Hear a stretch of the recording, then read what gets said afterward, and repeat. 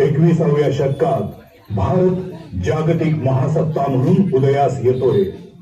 वैज्ञानिक प्रगती, खगोल विश्वातील भरारी आणि लष्करी सामर्थ्य या त्रिसूत्रीवर भारत वैश्विक स्तरावर आपली स्वतंत्र ओळख निर्माण करण्यात यशस्वी झालाय.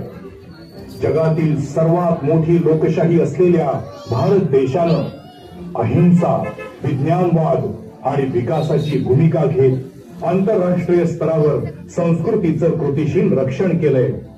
आणि त्याच वेळी प्रगत तंत्रज्ञानाला मेक इन इंडियाची जोड देत प्रत्येक भारतीयामध्ये स्वदेशी आणि आत्मनिर्भरतेची पेरणी केली.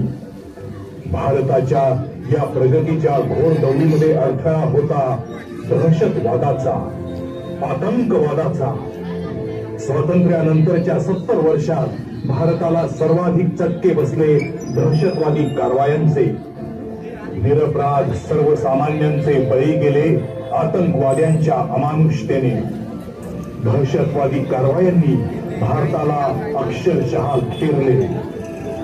मुंबई अटॅक, संसदेवर हल्ला, पठाणकोटच्या भारतीय लष्करी तळावर हल्ला आणि 22 एप्रिल 2025 ला झालेला पहलगाम दहशतवादी हल्ला. या हल्ल्यात एका नेपाळी नागरिकासह 26 निष्पाप लोकांची हत्या करण्यात आली.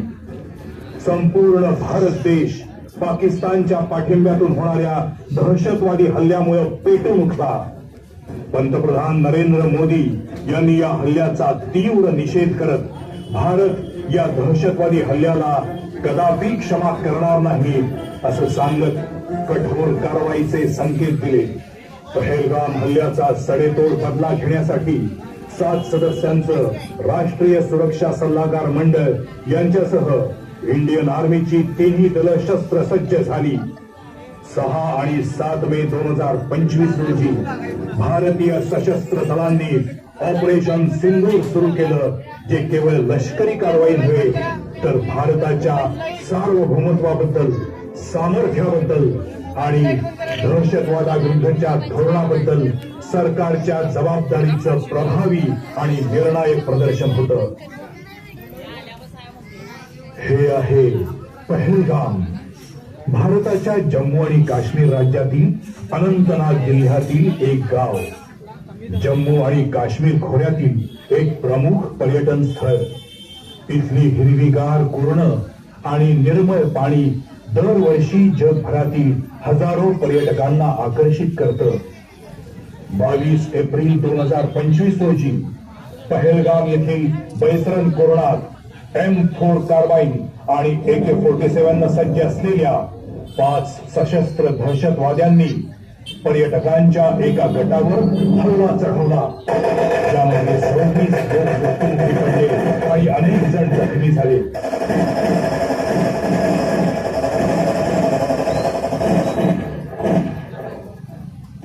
या हल्ल्यानंतर भारत आणि पाकिस्तान मधील तणाव वाढला, दोन्ही देशांमधील संघर्ष वाढला आणि त्याचं रूपांतर चकमकीत झालं.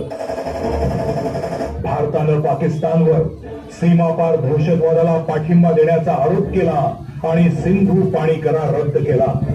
पाकिस्तानी राजदूतांना भारतातून हद्दपार केलं आणि सीमा बंद केल्या. भारतात हिंसेचं, विध्वंसाचं थैमान घातलेल्या दहशतवाद्यांना कायमचा धडा शिकवण्यासाठी नियंत्रण रेषेपलीकडं आणि पाकिस्तानच्या आत असलेल्या दहशतवाद्यांच्या पायाभूत सुविधा नष्ट करण्यासाठी एक दंडात्मक आणि लक्षित मोहीम करण्यात आली. त्याचं नाव होतं ऑपरेशन सिंदूर.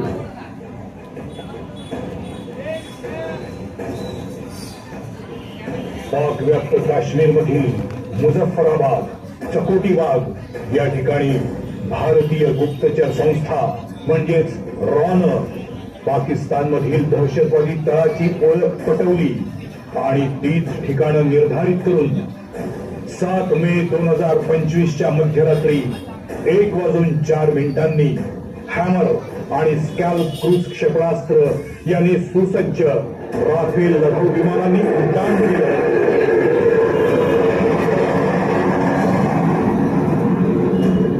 बहावलपूर, मुरिदके, सर्जन, सियालकोट, भिंबर या दहशतवादी तळांवर हल्ला चढवला.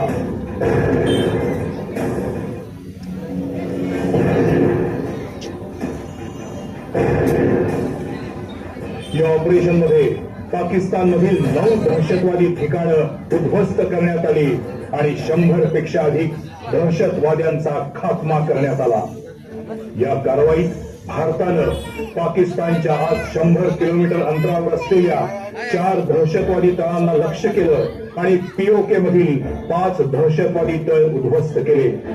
त्यातून भारतीय सैन्यानं जैश ए मोहम्मद आणि लष्कर ए तैयबा या दहशतवादी संघटनांचे तळ नेस्तनाबूद केले. या कारवाईतून केवळ पहलगाम नव्हे तर मुंबई हल्ला, संसद हल्ला आणि भारतातील आजवरच्या अनेक दहशतवादी हल्ल्यांचा बदला घेतला. या हल्ल्याला प्रत्युत्तर म्हणून पाकिस्ताननं 8 आणि 9 मे 2025च्या रात्री भारतीय हवाई क्षेत्राचं उल्लंघन केलं.